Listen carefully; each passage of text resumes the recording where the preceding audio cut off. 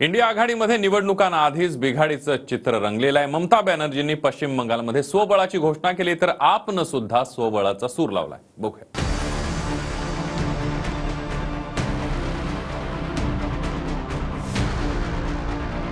जी India आघाडी काही महिन्यांपूर्वी एकजूट होण्याचे वादे करत एकत्रित बसली होती, त्याच इंडियामध्ये आता बिघाडी होताना दिसते।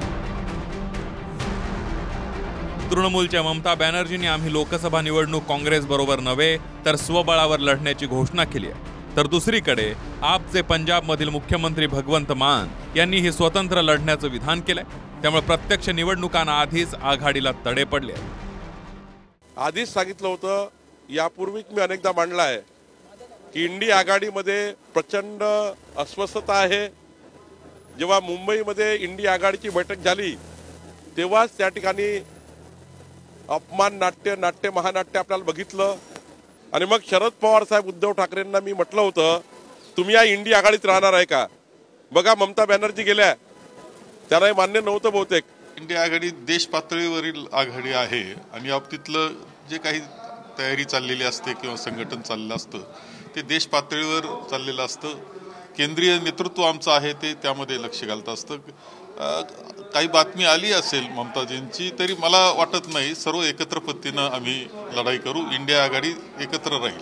नाही, मला नाही सांगता येणार, कारण का वेस्ट बेंगॉलमध्ये काय ग्राउंड मध्ये चाललंय ह्याची मला फारशी माहिती नाही। वेस्ट बेंगॉलमध्ये जरी वेगळं पद्धतीने लढणार असू तरी त्या इंडिया अलायन्सच्या वरिष्ठ आमचं ज्यांच्यावर प्रचंड प्रेम आहे अशा नेत्या आहेत आणि त्यांचे जेवढे निवडून येतील ते इंडिया अलायन्स बरोबरच राहतील। 3 शहरांमध्ये इंडिया आघाडीच्या बैठका झाल्या होत्या। पाटणा, त्यानंतर बंगळुरू आणि त्यानंतर शेवटची बैठक मुंबईत पार पडली। यापैकी मुंबईच्या बैठकीत जिथे शक्य नसेल तिथे एकत्र लढू असा प्रस्ताव आला। तेव्हापासून इंडिया आघाडीमध्ये मतभेदांची चर्चा रंगली होती। इंडिया आघाडीमध्ये आप आणि काँग्रेस आहे, मात्र दिल्ली आणि पंजाबात कसं लढायचं यावरून भांडण आहे। इंडिया आघाडीमध्ये तृणमूल आणि काँग्रेस आहे, मात्र पश्चिम बंगालमध्ये स्वबळावर लढण्याची घोषणा तृणमूलनं केली आहे। तर आघाडीमध्ये डावे पक्ष सुद्धा आहेत, मात्र केरळच्या जागांवरून काँग्रेस आणि डाव्यांमध्येही वाद रंगलेला आहे। Bureau report, TV9 Marathi.